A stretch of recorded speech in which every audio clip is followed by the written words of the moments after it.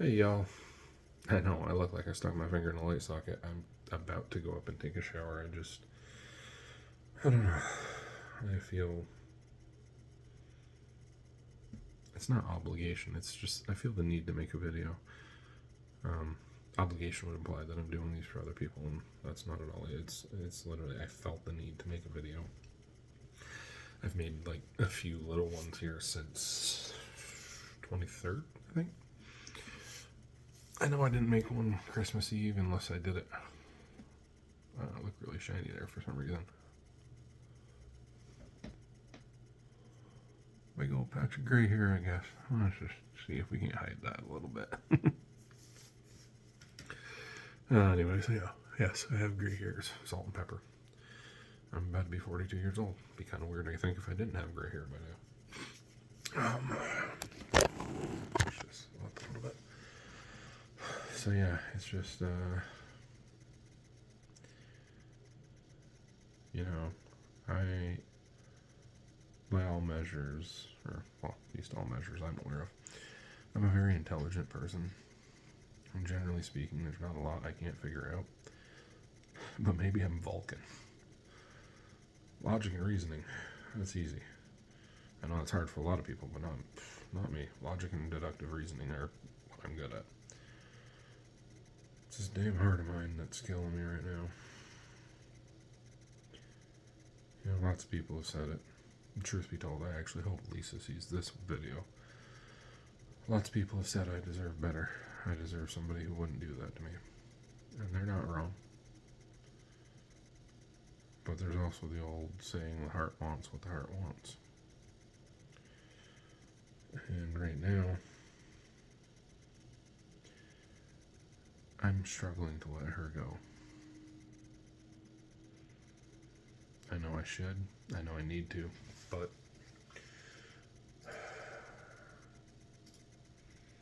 definitely not an easy thing to do.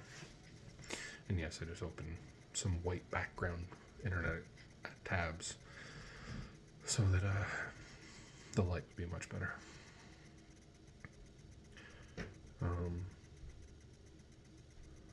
I'm almost to the point where,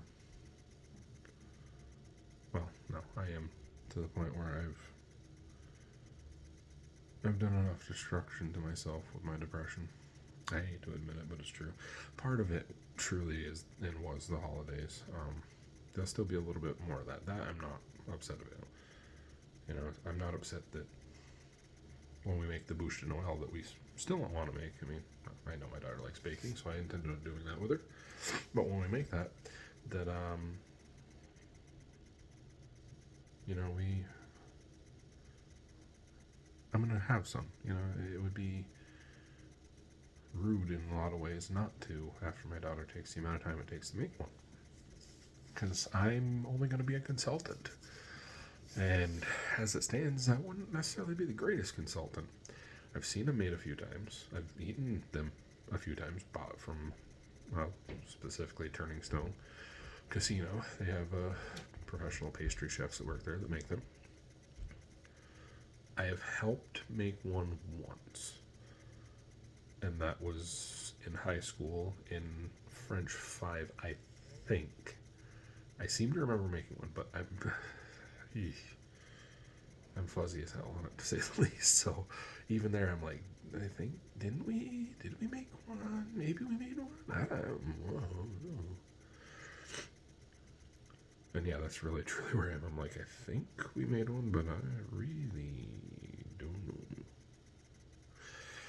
Anyways, you know, stuff like that. Yes, I'm still gonna have something up when we make the Kahlua cookies, as we're calling them, which is I'm not telling because I'll keep our secrets on certain things to myself. But let's just say that it does involve espresso, and it does involve some rum, and leave it at that. When we make those, I'm going to try them. You know, when we make different types of cookies and different stuff, I'm going to try it. But I'm done with a couple of times, at least 3 or 4. Excuse me. I would go upstairs to lay down for bed at night, and that realization that I'm alone. It's not like it was something I didn't know, but it's just kind of, well, there was a meme going around that says it best. You realize what true loneliness is when you get to the end of the day and have so much you want to talk about and no one to talk to.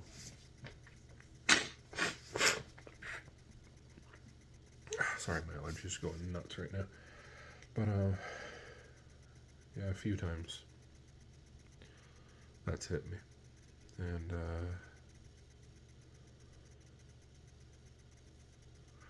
I'd get in the freezer and get out some of the Hostess cakes that were supposed to be for after Bill's wins. Which I still owe the kids one for this past week. I'll give that to them tomorrow. But, yeah, just, I would do stupid shit like that. That being said, probably gonna have a few drinks here and there. Do have a very well-stocked bar, and if I had anybody to drink with, maybe I'd get hammered, but I know lots of times, even when I'm with somebody, when I get drunk, the darkness creeps back in, and I don't mean mean. I'll get real quiet. And really depressed. And it's not fun. I like the me that drinks around other people. The happy, drunk me. That's a much better place to be. But I'm going to factor in, when I start, which I think, since I'm tied to my desk while my watch is charging here, after I finish this video, I think I'll start making a list of what I need to get a hold of to set myself up for success for my diet. One big thing I know is going to be fat-free cottage cheese, because all the local brands of that kind of suck. Oh, excuse me. So I'm going to have to look for alternative options. I will not lie, the Cabot Vermont-style non-fat cottage cheese is probably the single best cottage cheese I've ever had. And I don't mean just non-fat cottage cheese. I mean, it's the best one I've ever had, period. And I really do miss that from New York. Worst part about it is I don't even think they have a ton of it around anymore. However, that being said, given that the X is coming down on the 3rd of January, I'll probably ask that she acquire some to bring to us. And I think as long as it's in her trunk when she leaves, it should stay cold enough, long enough to get her. She isn't going to hit she isn't going to hit temperatures above 0 until probably, I don't know, halfway through Virginia. 0 Celsius, just because that's, still well within. And depending on what time she's getting here, I mean, it's 30 degrees here now, so it's still not within the danger zone, still perfectly safe. But yeah, I need to make a list of what I need to set myself up for success and then find where to get it. I know one thing that's missing is I used to get I think it was Alfresco branded shelf-stable chicken bacon, and that was a godsend. You got 7 pieces of bacon, and I think it was just ridiculously low amount of calories. I don't even remember how few, but it was just like, yeah, this is good stuff. Because, yeah, chicken bacon, turkey bacon aren't real bacon, but they're a decent approximation. They're an acceptable substitute.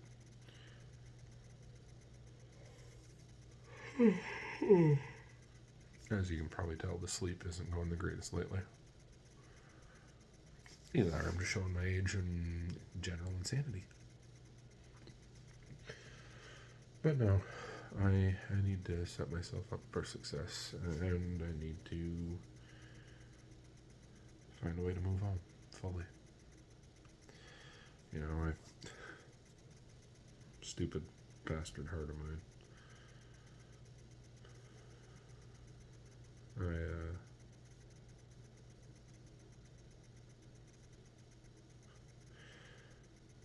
I want to let go, but I ask the kids if, say, she comes back in a few months and she apologizes and, says that she got scared to death because she had never experienced anything like my love, what they would say. And it was mixed, as expected. There was some I'd forgive her after a while. Basically they'd need to see that it was real. And I think that was more a thought exercise for me than anything, but it was one I needed to know the answers to.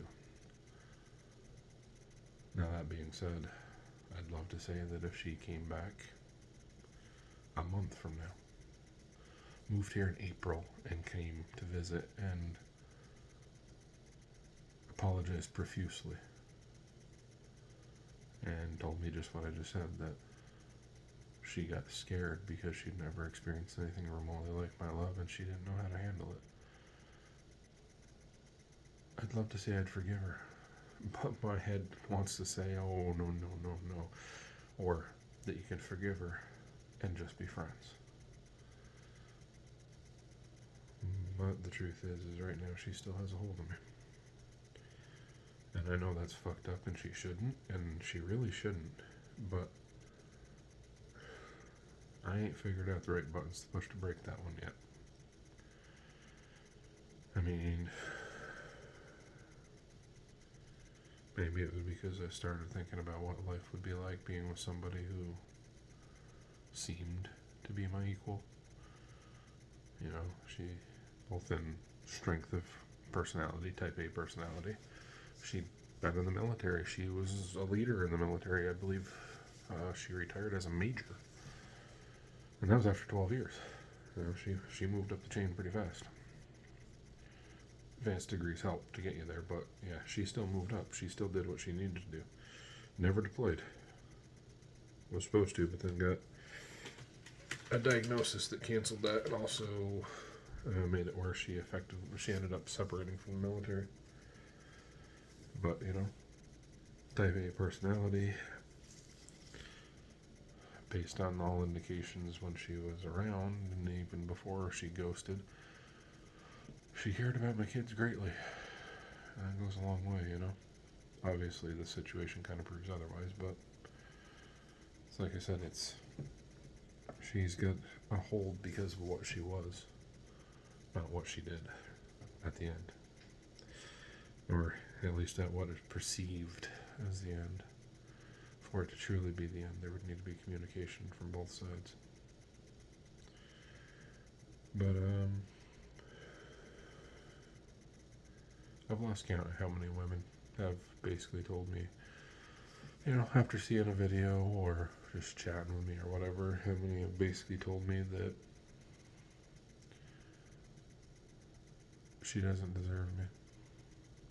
Some of them know me well, some of them don't really know me that well, just, one of them's a co-worker that, I've known her for nearly 20 years now, but not, wasn't really a level of friendship and communication on that level until recently.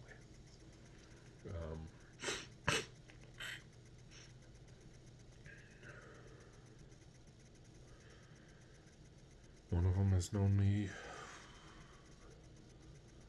well, I knew her before I met my ex-wife, if that tells you anything. She's known me very well. She's helped me through a lot, and she said, not only did she say that I deserve better, she also said, how would I ever trust her again after she did this?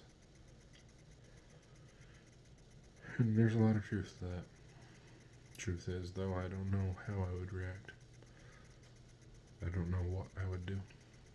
And that's just being real. I don't... Like Mary J said, no more drama. That's kind of what I want. It's part of the reason why I don't want to freaking deal with dating again. Such a complete fucking headache on so many levels. Such a complete waste of time on so many levels. You'd think that the internet and the ability to match on criteria, the ability to communicate would expedite the process of finding out, hey, this is garbage, it doesn't work. Let's just walk away, go our separate ways, boom, boom. You think it would make that faster? No. What it accomplishes is, well, number one, a bunch of bots and whores. And I say whores, and then there's the third category of thoughts. No, I shouldn't say that. This is hell in it too. New age working girls. And by that I mean bots are obvious. They're the ones spam promoting bullshit, which usually is these two. The OnlyFans content creator looking for co-creators. That's the whore. And then the fucking wannabe. The OnlyFans or private Snapchat or anything like that, just trying to peddle their OnlyFans and, at least being honest about, hey, I'm not meeting anybody. So you get a shitload of those. The sad truth is you get a lot of women who have no fucking idea what they want, to put it mildly. Excuse me. And I'm sure I would think the bots would be less for women, but at the minimum, the second category, second main heading I just said with people that don't know what the fuck they want, I would assume that's probably the same both ways.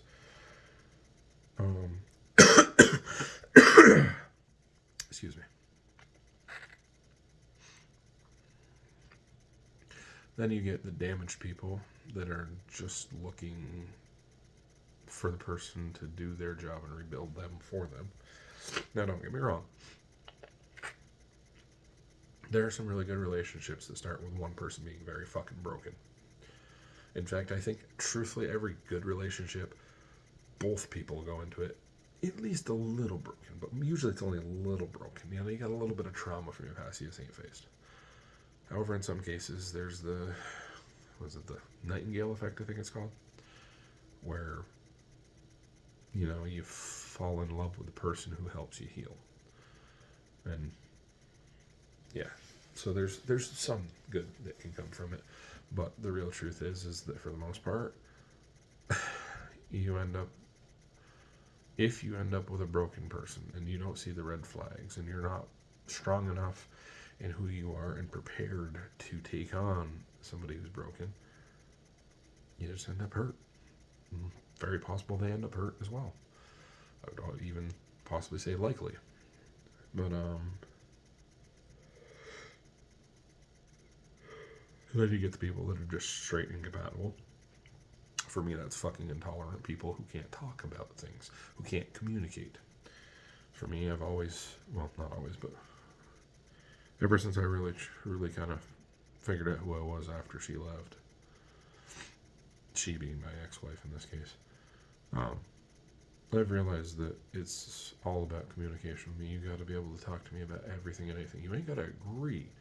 You got to be able to be civil and not, spaz at each other or snap or whatever.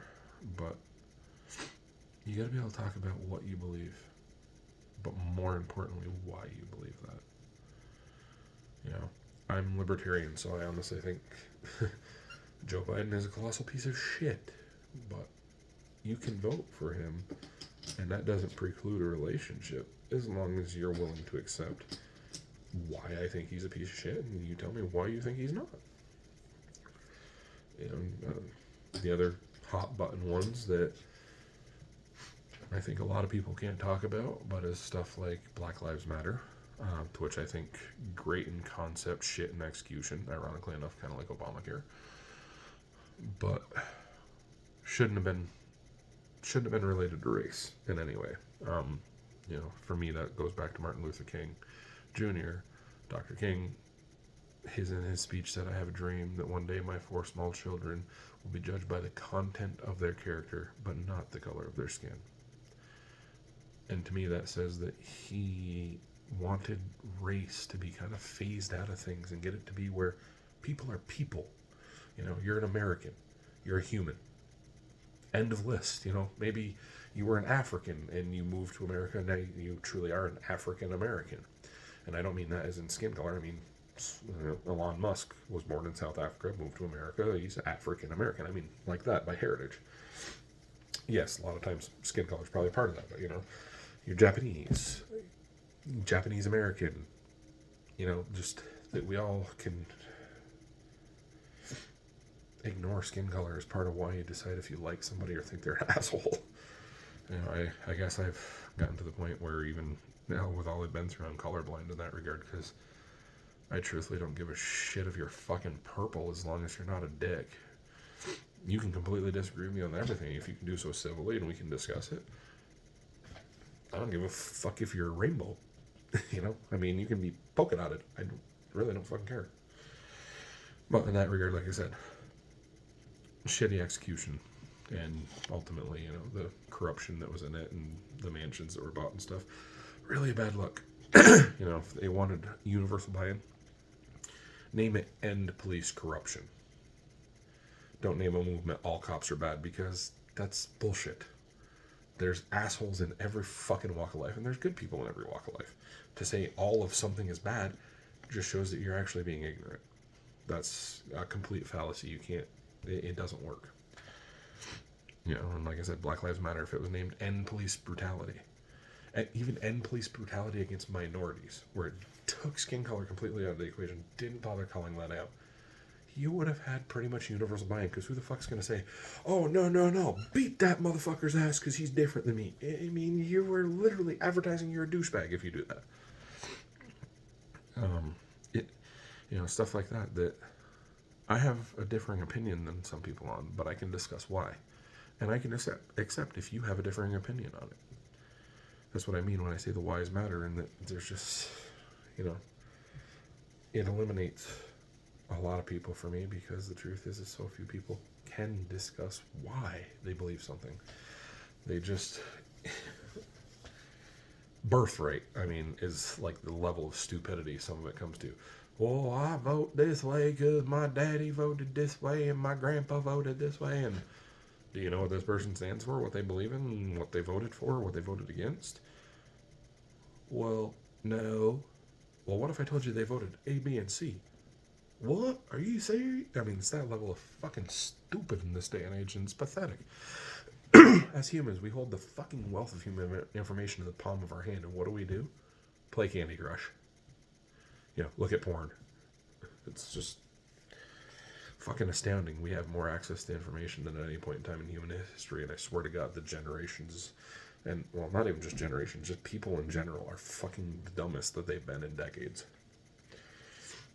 It's just sad. Sorry for off tangent there, but needed to vent that out a little bit.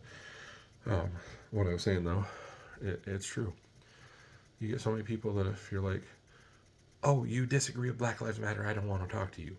Oh, you disagree that this, so I don't want to talk. I had one woman that was like, oh, Trump's a racist. And I'm like, okay, well, what makes you say that? Haven't you been paying attention? And I was like, this isn't about me. I want to know what you think. I'm giving you the most respect I think any person can give another person, which is, what do you think and why? Tell me your story. Tell me your side of things. Explain to me why you feel the way you do. I think that's one of the highest forms of respect that there is.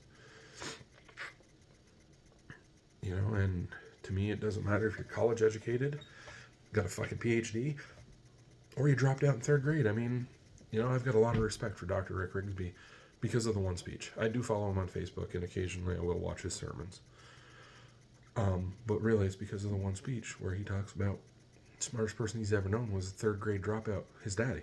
And, a lot of stuff he said his father said, that shit's just the truth. It's astounding that somebody who dropped out in third grade would realize shit like this, but, so I don't care how educated or uneducated you are, if you can speak to what you feel and why,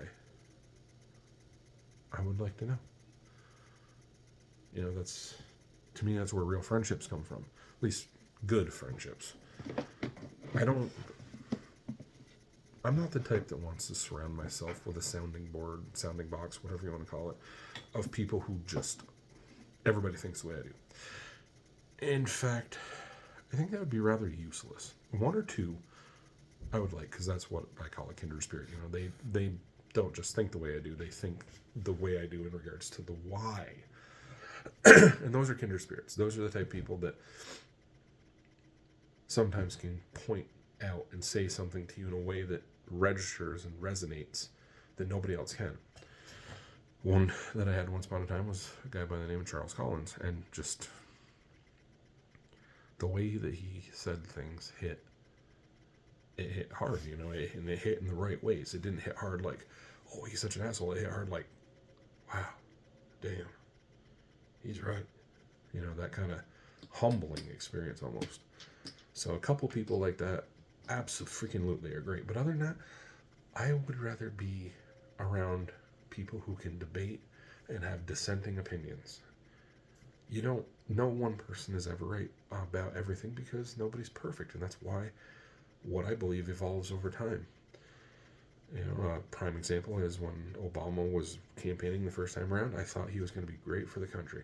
I thought he was going to do a lot of good, you know, if nothing else for the fact of it's a black president. And that's going to make a big difference.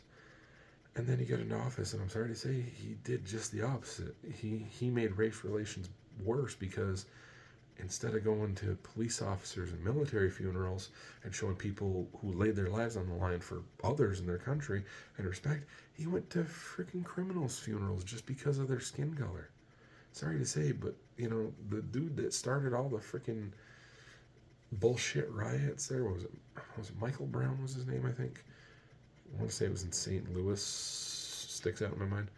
But, you know, the fact that he went to his funeral, even though he was a convicted felon who was actively assaulting a police officer, according to what was finally brought out, I believe, in courts.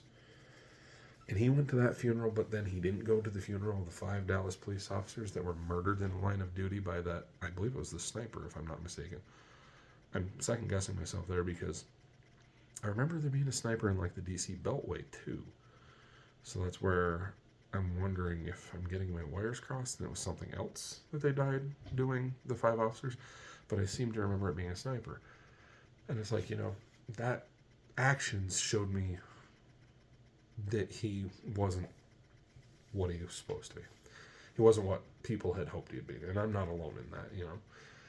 Just like Obamacare and the whole, if you like your doctor, you can keep him. If you like your plan, you can keep him. Apparently you failed Business 101 because if you change the rules of the fucking game for businesses, they're going to change their output to suit them to make the most money possible. You know, it's like I said, Obamacare and the whole principle of universal health care, great idea. But Obamacare was shit execution. Literal worst execution ever.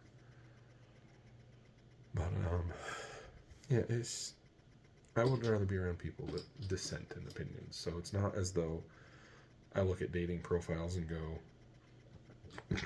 oh, excuse me, oh, no chance, she believes this, and excuse me. I mean, I'll be honest and I'll say that there's certain ones that I look at and just give me a vibe that's off-putting that I've, you know, dismissed some of those. It's not like they matched with me. It was not a matter of this person matched me, so I matched them back and whatnot. It was certain ones that I'll see on sites and I'm just gonna be like, you know, I don't like the vibe, and those are ones I'll swipe left on, or whatever the site may be. eHarmony dismissed the match or whatever.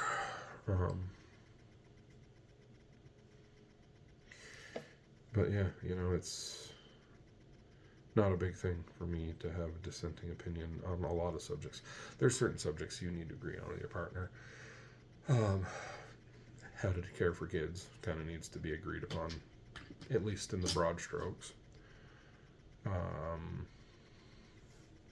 Whether you like to travel or not, because if a person who really likes to travel ends up with somebody who doesn't like to travel, well, that doesn't really equal happiness for both parties. Either one's miserable because they're traveling, or one's miserable because they don't get to travel. Sex, that's another big thing.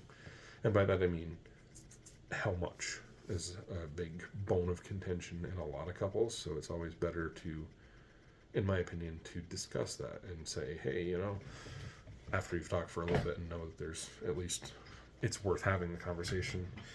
there's respectful ways to say, for example, hey, I like sex this many times a week, and I just want to make sure that there's kind of an agreement there, that the wavelength's the same, that it's not like, well, if somebody who likes sex 3 times a day ends up with somebody who only likes sex once every 2 weeks, that's going to be tough to reconcile. If it's one likes it daily, one likes it multiple times a day, you can probably make that work.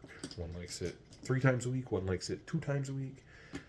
Again, you can probably make that work, but it's worthwhile to make sure that they're on the same page. Where to live, I guess, is another one. Although that tends to be more of a discussion, so that doesn't necessarily need to be agreed upon other than... Excuse me. Country boy and city girl, so to speak. If one person wants to live on a 100-acre ranch and the other person wants to live in the middle of Manhattan, that's a harder conversation. There needs to be at least some form of similar interest in that regard. And that's the other thing. There needs to be, similar interests. They don't need to be all the same, but you need to at least have some broad strokes that match up. But anyways, I think that's enough for now.